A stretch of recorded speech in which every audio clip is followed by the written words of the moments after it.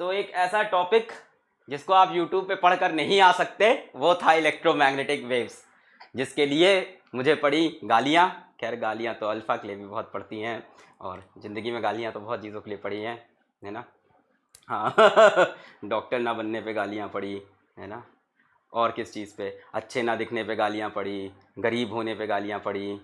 हाँ हाँ, और ऐसे ही इमोशनल बातें करो, पढ़ाई ना करने पे भी गालियाँ पड़ी हैं कई बार, ठीक है। तो खैर, तो आज आप लोग बेटा वो चीज़ पढ़ने जा रहे हो जिसका बेसब्री से इंतज़ार है पूरी यूट्यूब कम्युनिटी को।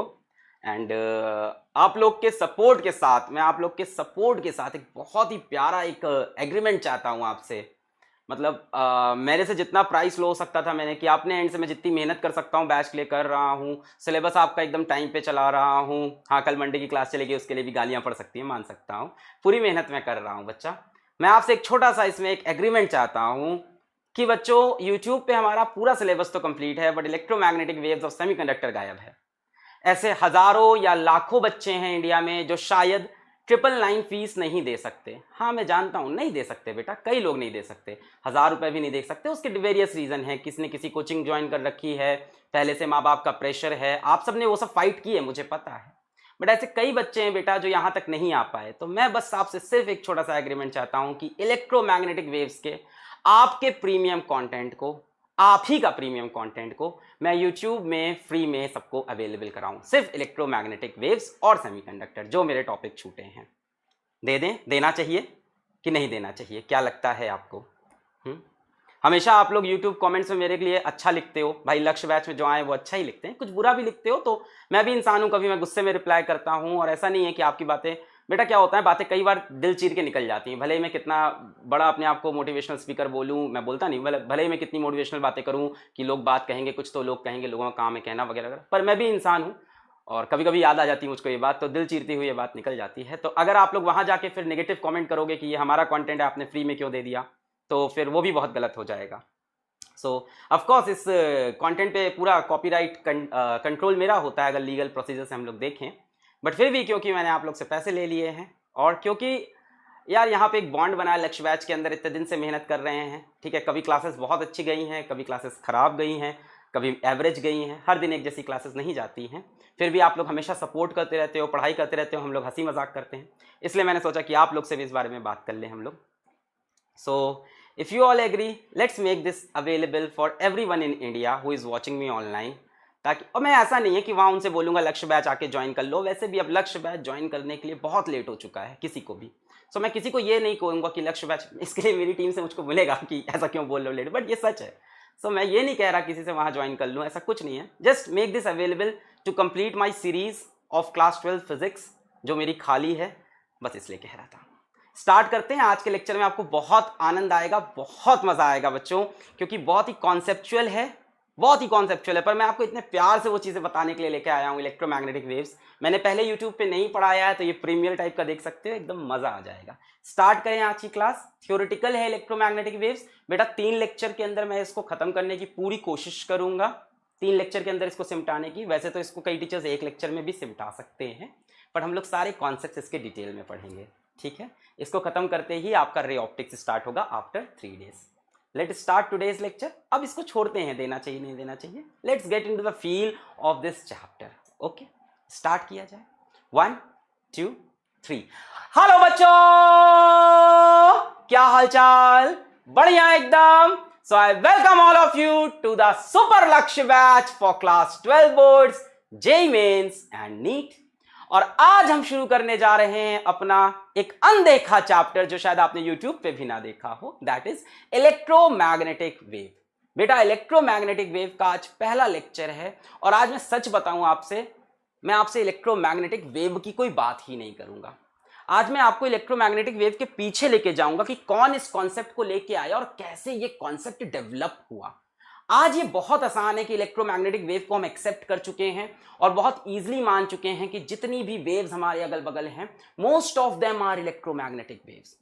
पहले सभी वेव्स को डिफरेंट माना जाता था, भले ही वो लाइट वेव हो, इंफ्रारेड हो, हीट की वेव हो, रेडिएशन जो आती हैं, भले ही वो माइक्रोवेव हो या वो रेडियो वेव्स हो जिससे सारे सिग्नल्स मोबाइल फोन चल रहे हैं, वो गामा रेज हो जो एक्सपेरिमेंट में निकल रही है, वो यूवी रेज हो, अल्ट्रा वायलेट रेज जो सन से आ रही है, इन सारी रेज को पहले डिफरेंट मानते थे, बट यहां से वो कलेक्टिव होके एक इलेक्ट्रोमैग्नेटिक वेव के बंधन में बंध गई।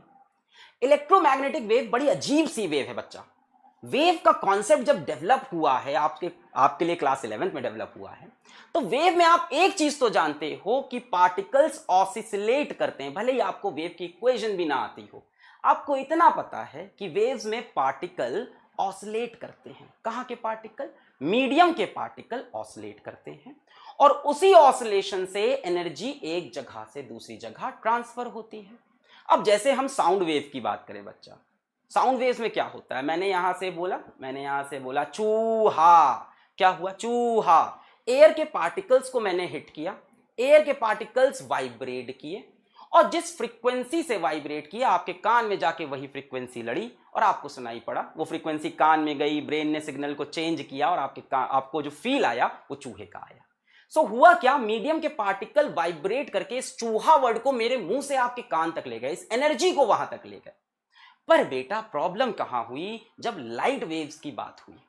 लाइट वेव्स अगर आप सिंपल एकदम देखो कि सन से अर्थ तक लाइट आ रही है, अल्ट्रावायलेट रेज भी आ रही, इंफ्रारेड रेज भी आ रही है, पर बेटा सन तो हमसे इतना दूर है और बीच में ढेर सारा वैक्यूम है, कोई मटेरियल नहीं है। तो वो क्या चीज है जो वाइब्रेट कर रही है कि लाइट की एनर्जी, हीट की एनर्जी हम तक पहुंच जा रही है? धूप में खड़े हो रहे, बड़ी गर्मी लग रही है, बेटा ये रेडिएशन आई कैसे? ये ट्रैवल कैसे कर गई? कैसे ट्रैवल कर गई है? कैसे पार्टिकल्स ऑसिलेट किए जबकि वहां तो वैक्यूम में पार्टिकल्स हैं ही नहीं?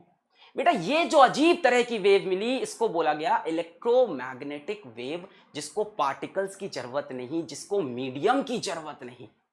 खतरनाक वेव डिस्कवर हुई है जिसको पार्टिकल्स की जरूरत नहीं। बेटा पार्टिकल ऐसे ऑसिलेट करते थे, कई बार ऐसे भी ऑसिलेट करते थे, वो तो भाई अलग अलग तरह की वेव है, ट्रांसवर्स वेव, लॉन्गिट्यूडनल वेव।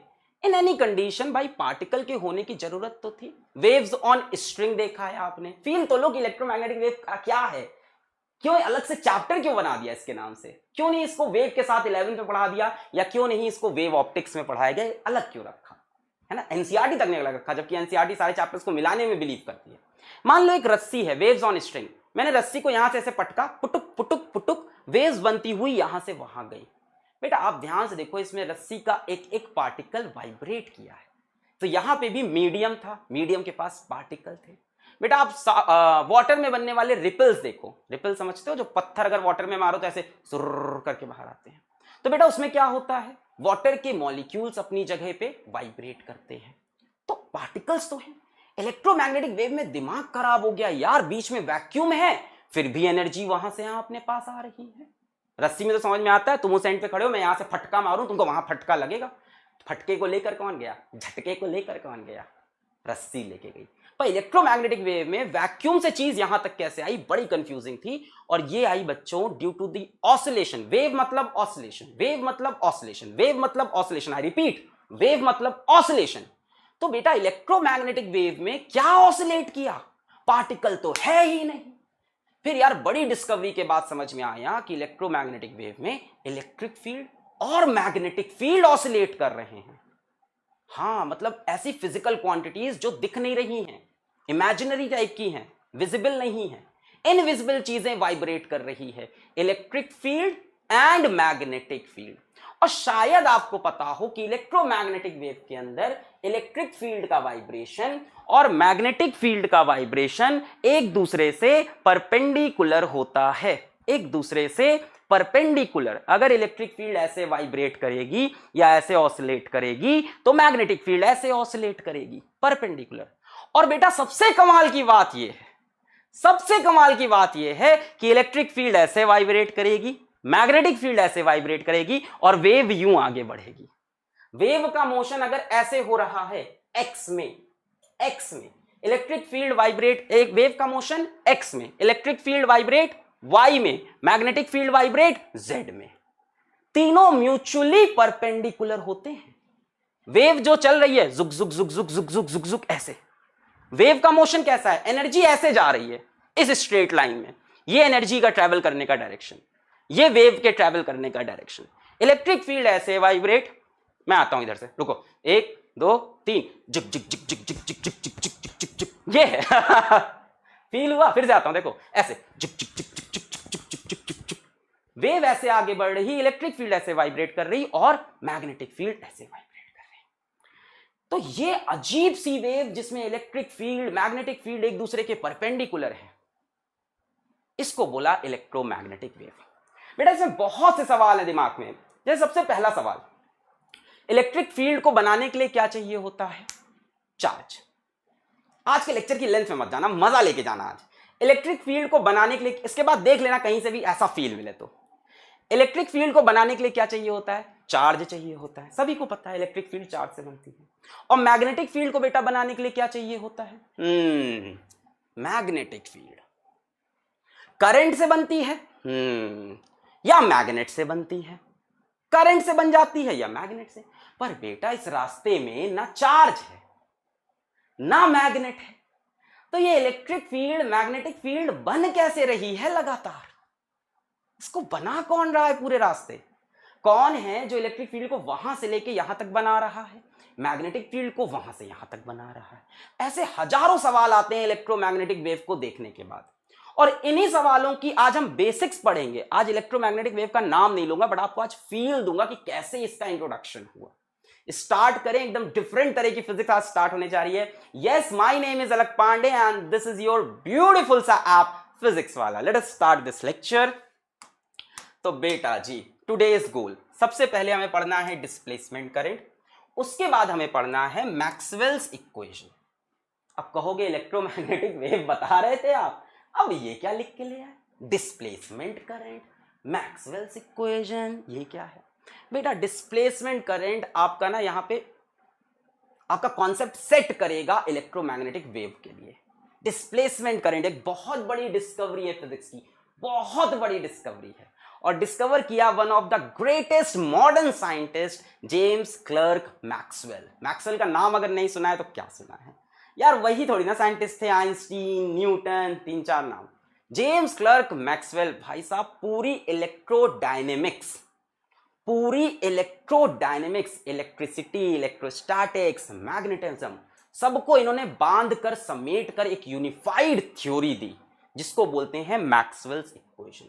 पूरा जितना आपने पढ़ा इलेक्ट्रोस्टैटिक्स में जितने फॉर्मूले, मैग्नेटिज्म में जितने फॉर्मूले, सबको इन्होंने कंबाइन किया था 4 इक्वेशन में, और उन्होंने ही डिस्कवर किया है डिस्प्लेसमेंट करंट। आओ देखो, बड़ा मजा आएगा इसमें। स्टार्ट करते हैं डिस्प्लेसमेंट करंट से। आ जाओ भाई, शुरू करते हैं। मैक्सवेल्स डिस्प्लेसमेंट करंट इन्हीं का है। हाँ। आओ हिस्ट्री में चलते हैं। इन 1831, जरा समय पे ध्यान दो, बहुत पुरानी बातें हैं। इन 1831 Michael Faraday gave Faraday's laws of electromagnetic induction, according to which a change in magnetic flux produces an induced EMF। हम सभी को पता है ये बात कि जब भी मैग्नेटिक फ्लक्स चेंज होता है EMF इंड्यूस होता है। Whenever there is a change in magnetic flux along the ends of a conductor, an EMF is induced in the conductor। और बेटा अगर कंडक्टर क्लोज्ड कॉइल है तो करंट भी बहेगा। भाई क्लोज सर्किट है, क्लोज सर्किट में करंट भी फ्लो कर सकता है। ये सबको पता है, सबको याद है, ये क्लियर है कि नहीं? एकदम। Faraday's laws of electromagnetic induction, whenever there is a change in magnetic flux, an EMF is induced in a conductor। और अगर कंडक्टर क्लोज कॉइल है तो करंट बहेगा। यहां तक सब एग्री करेंगे। अच्छा चलो थोड़ा सा इसको एनालाइज करते हैं। बेटा ये मेरे पास एक कंडक्टर है, पीले रंग का, ऐसे दिखा दिया। सोना है, सोना नहीं है, कापर है, अब जिस भी रंग का है, कंडक्टर है। इन शॉर्ट ये मेरे पास एक कंडक्टर है, ठीक है? ठीक है बेटा, मैंने क्या किया, यहां पे एक मैग्नेटिक फील्ड बनाई। कैसे बनाएंगे? किसी भी तरह से बना सकते हैं। यहां एक बड़ा सा नॉर्थ पोल रख दिया, कंडक्टर के पीछे बड़ा सा साउथ पोल रख दिया, मैग्नेटिक फील्ड लाइंस नॉर्थ से साउथ जाने लगी। यहां पे एक नॉर्थ पोल, पीछे एक south pole, magnetic field lines. फिर बेटा मैंने जो मैग्नेटिक फील्ड ली वो कैसी है? Increasing with time. ये मैग्नेटिक फील्ड समय के साथ बढ़ रही है। अच्छा बेटा अगर मैग्नेटिक फील्ड समय के साथ अंदर की तरफ बढ़ रही है तो क्या इस तरफ का, अंदर की तरफ का मैग्नेटिक फ्लक्स भी इंक्रीज करेगा? अगर मैग्नेटिक फील्ड अंदर की तरफ बढ़ रही है तो क्या अंदर जाने वाला मैग्नेटिक फ्लक्स भी बढ़ेगा? बी डॉट ए बढ़ेगा कि नहीं बढ़ेगा? बढ़ेगा बेटा। मतलब लगातार मैग्नेटिक फ्लक्स चेंज हो रहा है कि नहीं? हाँ, लगातार मैग्नेटिक फ्लक्स इंक्रीज कर रहा है। अब लेंज लॉ क्या कहता है कि जो चेंज हो रहा है उसको अपोज कर दो। तो बेटा हमें इस मैग्नेटिक फ्लक्स जो बढ़ रहा है उसको घटाना होगा। घटाने का तरीका क्या है कि इसमें करंट फ्लो करने लगेगा, इंड्यूस्ड ईएमएफ बनेगा, Faraday's law. whenever there is a change in magnetic flux an EMF is induced। और बेटा क्लोज कॉइल है तो करंट बहेगा। तो बेटा करंट किधर बहेगा? कमेंट सेक्शन में भर भर के लिख के आ रहा है एंटी क्लॉकवाइज करंट बहेगा। सबने बताया करंट कैसे बहेगा, एंटी क्लॉकवाइज। बेटा ऐसा करंट बहाएंगे इस तरह का एंटी क्लॉकवाइज, तो मैग्नेटिक फील्ड किधर की बनेगी? बाहर की। अगर करंट ऐसे बहा एंटी क्लॉकवाइज तो मैग्नेटिक फील्ड, देखो करंट ऐसे, मैग्नेटिक फील्ड किधर बनी? बाहर की तरफ की बनी, और बाहर की मैग्नेटिक फील्ड बनने से बाहर की तरफ फ्लक्स बनने लगेगा, और ये फ्लक्स जो इंक्रीज कर रहा है उसको अपोज कर लेंगे। बहुत आसान है। तो हम सभी ने इस बात पे एग्री किया, कि जो करंट बहेगा वो कुछ इस दिशा में बहेगा, ऐसे। सभी ने एग्री किया कि जो हमारा करंट बहेगा वो कुछ इस दिशा में बहेगा, यूं। सभी ने बोला ठीक है। अब बेटा मेरा आपसे बहुत सिंपल सवाल है कि करंट क्यों बहा? ये करंट क्यों बहा? बहुत ही सिंपल सवाल है। करंट फ्लो क्यों हुआ? इसका आंसर आप दो। अब आप कहोगे सर फैराडेज लॉ की वजह से। मैग्नेटिक फ्लक्स चेंज हुआ तो ईएमएफ आया। ईएमएफ मतलब पोटेंशियल डिफरेंस से करंट। कुछ और रीजन बताओ यार। करंट बहा मतलब इलेक्ट्रॉन चला। बेटा अगर करंट इस तरफ बह रहा है तो ये श्योर सी बात है कि इलेक्ट्रॉन इधर मूव किया होगा। बेटा इलेक्ट्रॉन को कौन मूव करा रहा है? मैग्नेटिक फील्ड तो इलेक्ट्रॉन को मूव नहीं करा सकती है। मैग्नेटिक फील्ड जो रेस्ट पे चार्ज होता है उस पे फोर्स नहीं लगा सकती। दिमाग पे जोर डालो। क्या मैग्नेटिक फील्ड एक रुके हुए इलेक्ट्रॉन को चला सकती है? नहीं। मैग्नेटिक फील्ड की फोर्स होती थी Q V B sine theta. Magnetic field की फोर्स कितनी होती थी चार्ज पे? Q V B sine theta. यानी चार्ज के पास वेलोसिटी होनी चाहिए क्यू वी बी। यहां तो इलेक्ट्रॉन रेस्ट पे था, इसको चला दिया तो मैग्नेटिक फील्ड तो नहीं चला सकती। इसे कौन चला रहा होगा? बेटा एक कॉन्सेप्ट मैंने आपको पढ़ाया था इंड्यूस्ड इलेक्ट्रिक फील्ड का। तो इसको इलेक्ट्रिक फील्ड चला रही होगी। हाँ, जब मैग्नेटिक फ्लक्स चेंज हुआ तो करंट बहा। ठीक है, करंट कैसे बहाया? लेंज लॉ से। अंदर की मैग्नेटिक फील्ड बढ़ रही थी तो हमने कहा बाहर की बनाते हैं, करंट ऐसे मतलब इलेक्ट्रॉन उसके अपोजिट। इलेक्ट्रॉन को चला नहीं सकती मैग्नेटिक फील्ड नहीं चला सकती। मैग्नेटिक फील्ड की फोर्स होती है Q V B sine theta. Velocity होनी चाहिए चार्ज के पास, रेस्ट वाले चार्ज को नहीं। रेस्ट वाले चार्ज को कौन चला सकता है? Electric field. इसका मतलब यहां पे एक इलेक्ट्रिक फील्ड बनी, और उस इलेक्ट्रिक फील्ड का डायरेक्शन क्या होगा जरा सोचो। नेगेटिव चार्ज इधर जा रहा, यानी इलेक्ट्रिक फील्ड इसके अपोजिट होगी। नेगेटिव चार्ज पे फोर्स किधर लगती है? Opposite to electric field. लगती है कि नहीं? The force on negative charge is opposite to the direction of electric field. मतलब बेटा यहां पे एक इलेक्ट्रॉन इधर गया, एक चलो छोटे छोटे पार्ट्स में देखते हैं इसको ना, छोटे छोटे पार्ट्स में देखते हैं हम किसी एक जगह पे। बेटा यहां पे इलेक्ट्रॉन किधर जाएगा? ऐसे, तो इलेक्ट्रिक फील्ड ऐसे। यहां पे इलेक्ट्रॉन ऐसे जाएगा, यहां पे इलेक्ट्रॉन ऐसे जाएगा, है कि नहीं? तो बेटा इलेक्ट्रॉन जिधर जा रहा है करंट के अपोजिट, इलेक्ट्रिक फील्ड इसके जस्ट अपोजिट होगी। Force on negative charge is opposite to the direction of electric field. मतलब बेटा यहां पे बन के आई मेरे पास एक इलेक्ट्रिक फील्ड। इलेक्ट्रॉन ऐसे गया, इलेक्ट्रिक फील्ड ऐसे, इलेक्ट्रॉन ऐसे गया, इलेक्ट्रिक फील्ड ऐसे। यहां पे बेटा इलेक्ट्रॉन किधर जाएगा? ऊपर की तरफ, इलेक्ट्रिक फील्ड। बेटा एक साइक्लिक इलेक्ट्रिक फील्ड बनेगी। मैंने तो ऐसे टेंजेंशियल बनाई है अभी, एक्चुअल में तो ये पूरी क्लोज हो जाएगी। भाई हर जगह इलेक्ट्रॉन होगा, जरा अगर आप फील लेना स्टार्ट करो तो इलेक्ट्रॉन इस जगह पे होगा, ऐसे जाएगा। इलेक्ट्रॉन को इस जगह पे देखो तो ऐसे जाएगा। तो बेटा अगर हर जगह पे मैं इलेक्ट्रिक फील्ड बनाने बैठ जाऊं, इलेक्ट्रॉन ऐसे गया तो इलेक्ट्रिक फील्ड ऐसे, इलेक्ट्रॉन ऐसे गया तो इलेक्ट्रिक फील्ड ऐसे, तो ध्यान से देखो ये इलेक्ट्रिक फील्ड कैसी बनती जाएगी? एक साइक्लिक शेप लेती जाएगी। कैसी बनती जाएगी? एक साइक्लिक शेप लेती जाएगी। समझ में आ रहा है? इलेक्ट्रॉन इधर चला, इलेक्ट्रिक फील्ड ऐसे ऐसे ऐसे, एक साइक्लिक। इससे हमें समझ में आया, इसको हम लोग क्या बोलते हैं बेटा? Induced electric field. कौन बनाया इलेक्ट्रिक फील्ड? इलेक्ट्रिक फील्ड तो चार्ज बनाता था। श्री रामचंद्र कह गए सिया से कि भैया इलेक्ट्रिक फील्ड तो चार्ज ही बनाता है। तो ये इलेक्ट्रिक फील्ड किसने बनाई? ये इलेक्ट्रिक फील्ड किसने बनाई? चेंजिंग मैग्नेटिक फील्ड ने। किसने बनाई? चेंजिंग मैग्नेटिक फील्ड ने। ये बात स्टैब्लिश हो चुकी है। अगर आप कभी फैराडेज लॉ को इंटरनेट पे जाके सर्च करो, इलेक्ट्रॉन ने नहीं बनाई बेटा। इलेक्ट्रॉन के ऊपर तो इलेक्ट्रिक फील्ड का इफेक्ट हुआ है। इलेक्ट्रिक फील्ड की वजह से इलेक्ट्रॉन मूव करने लगा, जिसकी वजह से करंट बना। इलेक्ट्रिक फील्ड बनाई चेंजिंग मैग्नेटिक फील्ड ने। आप इंटरनेट पे सर्च करना फैराडेज, माइकल फैराडेज लॉ, अच्छे से पढ़ना, तुमको उसमें एक लाइन मिल जाएगी। वो लाइन होगी बेटा ये, changing magnetic field produces an electric field. आपको ये एक लाइन मिलेगी फैराडेज लॉ में, changing magnetic field produces an electric field. एक इंड्यूस्ड इलेक्ट्रिक फील्ड बनाती है। कौन? चेंजिंग। बेटा आज डीपीपी नहीं होगी, आज बहुत थ्योरेटिकल लेक्चर है। अगर आपको याद हो, इसको हम लोग बोलते थे इंड्यूस्ड इलेक्ट्रिक फील्ड। मैंने आपको पढ़ाया था और बताया था, बोर्ड के सिलेबस में नहीं है, जेई के सिलेबस में है, आपके नीट के सिलेबस में है। अच्छे लेवल के सवाल कराए थे इसके, अगर आपको याद हो तो, है ना। बोर्ड का टॉपिक नहीं था, बट अभी मैंने आपको इसीलिए फिर से फील दिलाया। बेटा अगर आपको याद हो, इस इंड्यूस्ड इलेक्ट्रिक फील्ड को निकालने का तरीका था integral E dot D L is equals to minus D phi by D T, और फाई किसका? मैग्नेटिक फील्ड का। याद आया? Integral E dot D L is equals to minus D phi B. Phi B मतलब magnetic flux with respect to time. तो जब भी magnetic flux change होगा, integral E dot D L is equals to minus D phi B by D T. जब भी magnetic flux change होगा, एक induced electric field बनेगी। जब भी मैग्नेटिक फील्ड चेंज होगी, एक इंड्यूस्ड इलेक्ट्रिक फील्ड बनेगी। ये बात आपको क्लियर हो गई होगी कि मैग्नेटिक फील्ड अंदर की तरफ इंक्रीज की, हमें पता चल गया कि बाहर की तरफ मैग्नेटिक फील्ड बनेगी। Faraday's law and Lenz law कि ये इंक्रीज हो रही है, इसको डिक्रीज करने के लिए बाहर की तरफ मैग्नेटिक फील्ड, करंट ऐसे बहेगा।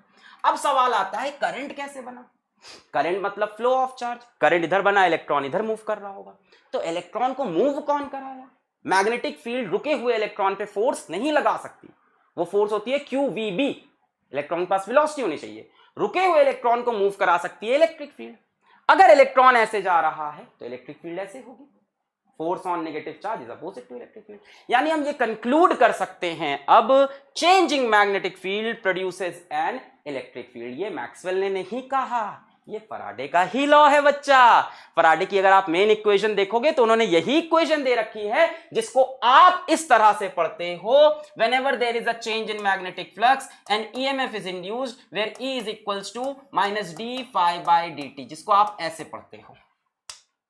इसी चीज को बेटा आप ऐसे पढ़ रहे थे, E is equals to minus d phi by, इसी चीज को आप ऐसे पढ़ रहे थे कि जो EMF इंड्यूस होता है that is rate of change of magnetic flux. ये तो याद होगा, ये तो सिंपल फैराडेज लॉ बेटा, ये तो मत बोलना नहीं पढ़ा आपने। ये तो मैंने आपको भाई घोट घोट के पढ़ाया था कि जब भी मैग्नेटिक फ्लक्स चेंज होगा तो EMF बनेगा। क्लियर है बेटा? वोल्टेज होता क्या है? E डॉट DL का इंटीग्रेशन। आय हाय हाय, इलेक्ट्रोस्टैटिक्स भी आ गई बेटा। आज का लेक्चर में पूरी इलेक्ट्रिसिटी और पूरा मैग्नेटिज्म कंबाइन होगा। इलेक्ट्रोमैग्नेटिक वेव, मैक्सवेल इक्वेशन में सारा कुछ आ जाता है। तो देखो ना, EMF होता क्या है, वोल्टेज होता क्या है बेटा? What is delta V? Voltage क्या होता है? E डॉट DL का इंटीग्रेशन। वोल्टेज क्या होता है? E डॉट DL का इंटीग्रेशन ही तो होता है डेल्टा V। तो देखो ना, E डॉट DL को ही तो इन्होंने EMF लिख दिया। ये आपको पढ़ाने के लिए उसका एक इजी फॉर्मेट था। एक्चुअल में फैराडे ने ये इक्वेशन दी थी, एक्चुअल में फैराडे का स्टेटमेंट ये था कि changing magnetic field induces N electric field. आया आया। चलो यहां तक बात सभी को क्लियर हो गई। ये फैराडे बोल के गए हैं, ये कोई नई चीज नहीं थी। आगे बढ़ते हैं। So a changing magnetic field produces an electric field. बेटा ये बात स्टैब्लिश हो गई है 1831 में। 1831 में जन्म हुआ एक बहुत ही तगड़े साइंटिस्ट का, और 1831 में यह बात माइकल फैराडे ने बोली थी। जो आप फैराडेज लॉ पढ़ते हो ना, whenever there is a change in magnetic flux and EMF is induced across the ends of the conductor, बेटा वही फैराडे लॉ है ये। Changing magnetic field produces an electric field. अच्छा, अब सवाल ये उठता है, क्या चेंजिंग इलेक्ट्रिक फील्ड प्रोड्यूस कर सकती है मैग्नेटिक फील्ड? बात को पलटा। अभी हमने देखा, अब तक आपने देखा कि मैग्नेटिक फील्ड के बढ़ने से इलेक्ट्रिक फील्ड बनी, मैग्नेटिक फील्ड के बढ़ने से इलेक्ट्रिक फील्ड बनी। अब सवाल बनता है, ये किसने कहा? फैराडेज ने। सिंपल। किसने कहा? फैराडे ने। ये फैराडेज लॉ है, सिंपल। अब सवाल उठता है, can changing electric field produce a magnetic field? क्या इलेक्ट्रिक फील्ड के चेंज होने से मैग्नेटिक फील्ड बन सकती है? यार देखो, अगर आज की डेट में हम लोग से कोई ये बात पूछता और हमें ना पता होती तो हम उसका जवाब हाँ देते, क्योंकि हमने फिजिक्स में इतने लॉज देख रखे हैं, हम लोग को ये पता है कि ये जो फिजिक्स है ये बड़ी सिमेट्री में फॉलो करती है चीजें, यूनिवर्स के लॉ बड़े सिमेट्रिकल हैं, तो अगर एक तरफ से ये हो रहा है तो दूसरी तरफ से ये होगा। बट जरा ध्यान दो, ये समय है 1831 का। अभी लोगों को इतनी फिजिक्स समझ में नहीं आई है कि सारी चीजों में सिमेट्री होगी। अभी तो ये सारे कॉन्सेप्ट ही नए हैं। अभी तो वो इलेक्ट्रिक फील्ड ही समझ रहे हैं कि ये क्या चीज है। अब उनसे कोई कह रहा है चेंजिंग इलेक्ट्रिक फील्ड क्या मैग्नेटिक फील्ड बनाएगी, तो 1831 में जब ये लॉ बना, उसी समय जन्म हुआ जेम्स क्लर्क मैक्सवेल का। मैं बोलता हूं हेलो बच्चों, ये बोलते हैं यस बच्चों।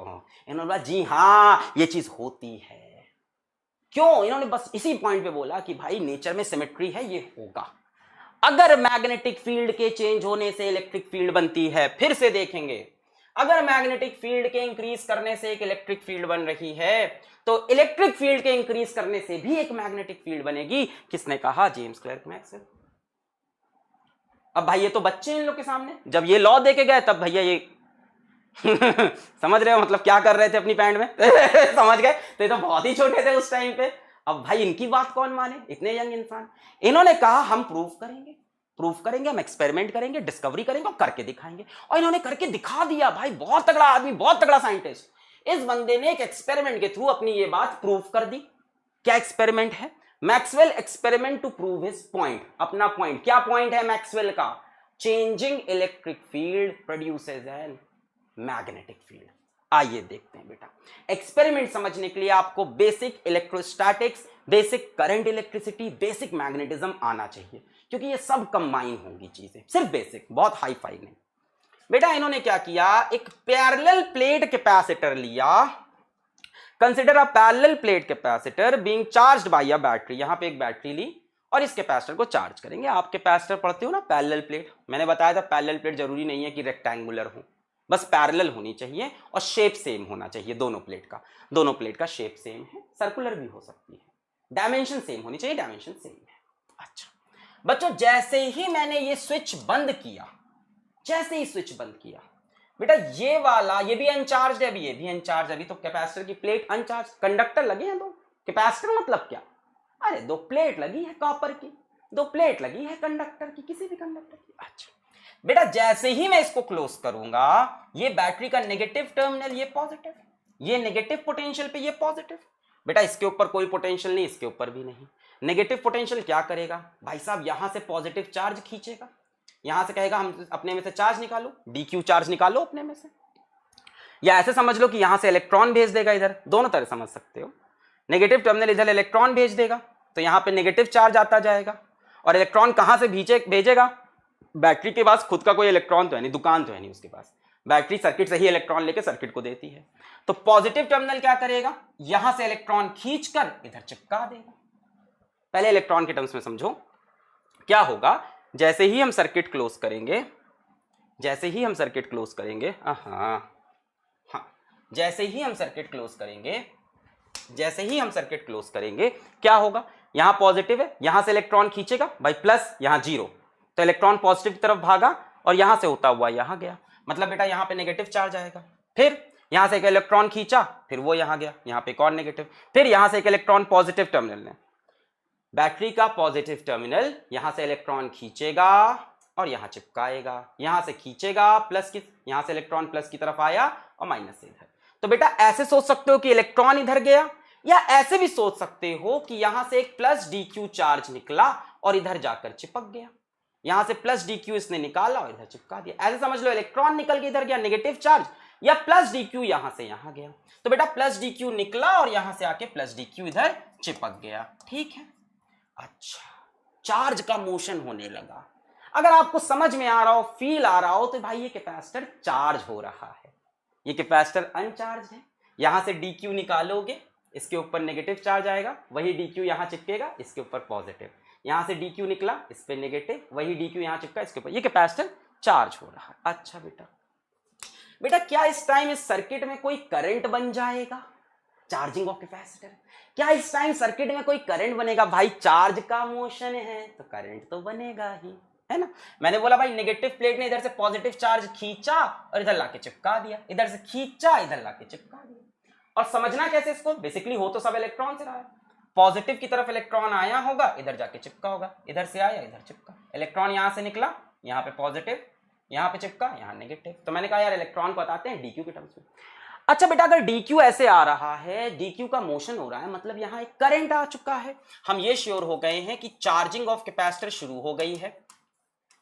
और अगर चार्जिंग ऑफ कैपेसिटर स्टार्ट हो गई है तो आपको पता है ग्रोइंग करंट मिलता है बेटा हम लोग को। यहां एक करंट आ चुका है और करंट बेटा सिंपल क्या है, dQ/dt, dQ/dt, चार्ज के मोशन की वजह से। बहुत बढ़िया। अब मेरा अगला सवाल आपसे बहुत अच्छा सवाल मैं पूछने जा रहा हूं। अच्छा DQ आ रहा है, DQ की वजह से क्या बना है बेटा, करंट बन गया इसी डायरेक्शन में, ठीक है। अब मेरा अगला सवाल जो आपसे, यहां लिख लेता हूं करंट नीचे थोड़ा। अगला सवाल मैं बहुत अच्छा पूछने जा रहा हूं आपसे, तैयार रहें एकदम। बेटा DQ इधर चला मतलब करंट इधर चला। अब मेरे को आप बच्चा एक बात बताओ, एकदम दिल से बताना, कि अगर मैं यहां कोई एक पॉइंट X लूं, यहां मैं कोई एक पॉइंट X लूं, तो बेटा क्या इस पॉइंट X के अगल बगल एक मैग्नेटिक फील्ड बनेगी? सोच के आंसर दे। इस पॉइंट X के अगल बगल कोई मैग्नेटिक फील्ड बनेगी? दोनों तरह से सोचेंगे ये बात हम लोग। इस पॉइंट X के अगल बगल क्या कोई मैग्नेटिक फील्ड बनेगी? Yes, because of current. Current के अगल बगल बनती है मैग्नेटिक फील्ड। बेटा यहां करंट ऐसे होगा, बिल्कुल। अब इस करंट के अगल बगल बनेगी मैग्नेटिक फील्ड। हां, कैसे बनेगी बता सकते हो क्या? अंगूठे को रखेंगे करंट के डायरेक्शन में और फिंगर्स को कर्ल करेंगे, ये बनेगी मैग्नेटिक फील्ड, ऐसे सर्कुलर। यही बनेगी, अंगूठे को करंट के डायरेक्शन में, मैग्नेटिक फील्ड ऐसे सर्कुलर। यानी अगर मैं यहां पे मैग्नेटिक फील्ड को थोड़ा सा ड्रॉ करना चाहूं, थोड़ा सा फील करना चाहूं, तो क्या मैं मैग्नेटिक फील्ड को यहां पे कुछ इस प्रकार से बना सकता हूं, करंट इधर, सो मैग्नेटिक फील्ड ऐसी बनेगी। छी छी, कितना ही गंदा बनाया, थोड़ा अच्छा बनाते हैं। छी छी छी छी छी छी, वेरी बैड अलग, very bad, very bad.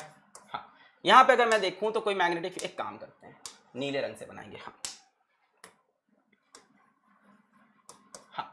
Magnetic field बेटा यहां पे कैसी बनेगी, करंट ऐसे, मैग्नेटिक फील्ड ऐसी बन जाएगी, है ना, इस तरह की। ये मैग्नेटिक फील्ड हर जगह कैसी होगी, टेंजेंशियल। बेटा करंट ऐसे, मैग्नेटिक फील्ड यहां से ऐसे बाहर आती हुई और नीचे ऐसे अंदर जाती हुई। करंट ऐसे, मैग्नेटिक फील्ड ऐसे ऊपर, यहां पे ऐसे बाहर और नीचे ऐसे अंदर जाती हुई। अच्छा बेटा ये मैग्नेटिक फील्ड कितनी होगी, क्या आप मुझे बता सकते हो? और अगर बताओगे तो किस लॉ से बताओगे? एक छोटा सा सवाल है, मैं पानी पी लूं। क्या ये मैग्नेटिक फील्ड आप बता सकते हो कितनी है और कैसे बताओगे?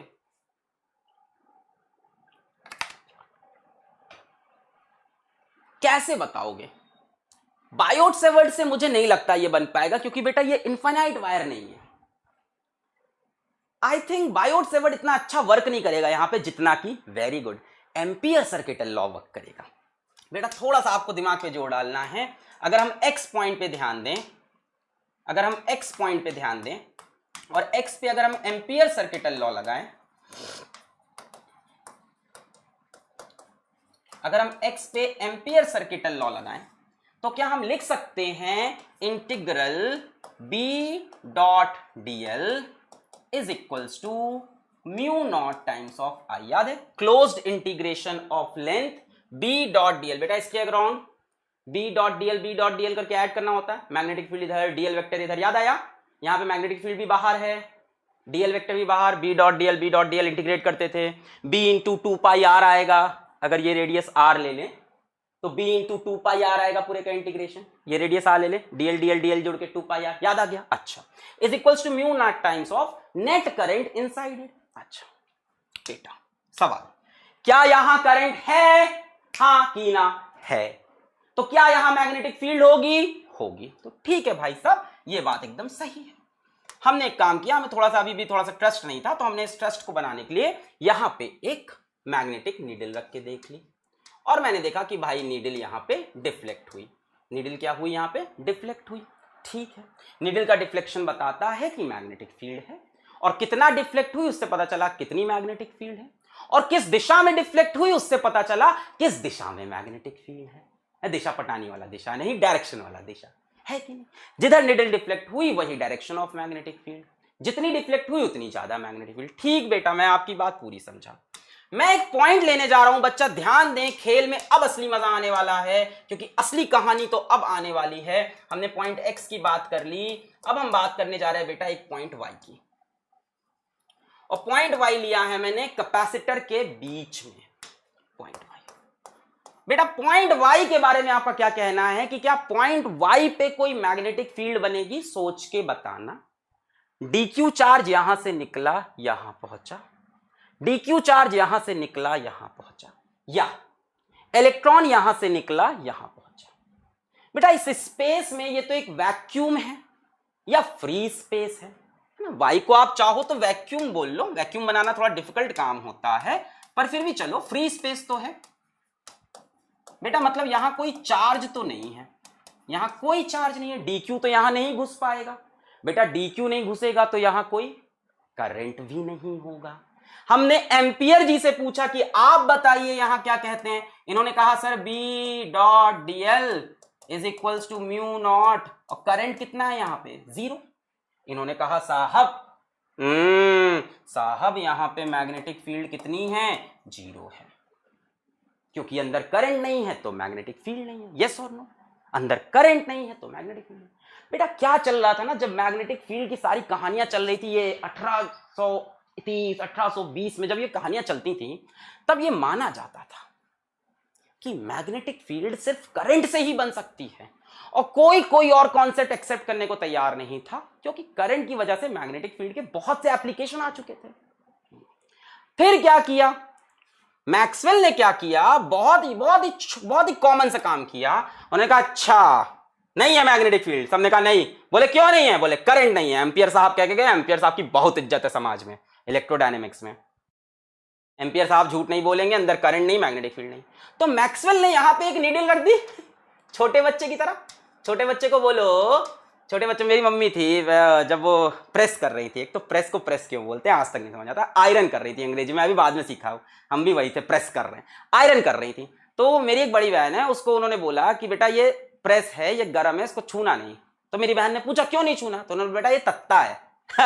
घर वाले अच्छी तो वो जूजू है, वहां बिलौटा बैठता है, ऐसे ही बोल देते हैं ना, उसमें से बिलौटा को बुला लेंगे, शेर से कटवा देंगे क्या क्या। तो उन्होंने बोला ये तत्ता है, मेरी बहन ने नहीं छुआ। फिर एक दिन यही मेरे साथ हुआ, उन्होंने बोला इसको छूना नहीं, हम बोला क्यों, बोली तत्ता है। हमने कहा अच्छा तत्ता है। फिर वो गई इधर उधर, हमने कहा तत्ता क्या होता है, लाओ देखे। तो फिर समझ रहे हो क्या हुआ मेरे साथ। तो यही हाल मैक्सवेल का था। जितने भी बड़े साइंटिस्ट होते हैं ना, they are always very curious कि क्या है साहब, रुको हम इसको अभी ब्रेक कर देंगे। इन्होंने यहां एक निडल रखी और ही वॉज शॉक्ड, ये निडल भी डिफ्लेक्ट कर गई। ओ भाई साहब, यहां भी निडल डिफ्लेक्ट कर गई, और उतना ही डिफ्लेक्ट की, और उसी दिशा में डिफ्लेक्ट की जितना ये निडल डिफ्लेक्ट की थी। सारा कॉन्सेप्ट हिल गया। इतने बड़े दादा एम्पियर चाचा का कॉन्सेप्ट फ्लॉप हो रहा है। छोटा सा बच्चा आके हिला दिया दुनिया को, ये बोल रहा है भाई यहां निडल रखने पर डिफ्लेक्ट हो गई भाई साहब। ओ निडल डिफ्लेक्ट हुई मतलब मैग्नेटिक फील्ड, ये तो एक्सेप्ट करनी पड़ेगी अब सबको बात। और निडल उतना ही डिफ्लेक्ट हुई जितना यहां डिफ्लेक्ट हुई, और निडल उसी दिशा में डिफ्लेक्ट हुई जिस दिशा में यहां। अब सबने कहा कि सही है, आपने बता तो दिया, आपने ये बता दिया, अब आप बताइए ये कैसे हुआ है।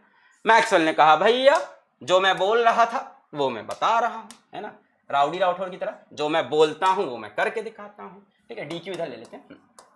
इन्होंने कहा साहब एक बात बताइए, करंट बढ़ रहा है ना, ग्रोइंग करंट है ना, धीमे धीमे चार्ज जा रहा है ना। अच्छा, तो यहां से DQ चार्ज निकला तो यहां नेगेटिव चार्ज आएगा, सबने कहा हाँ।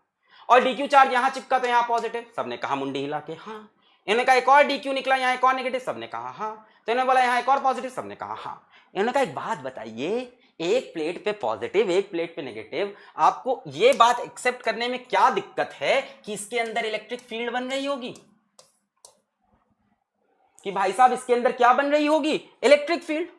कितनी ही कॉमन सी बात बंदे ने बता दी।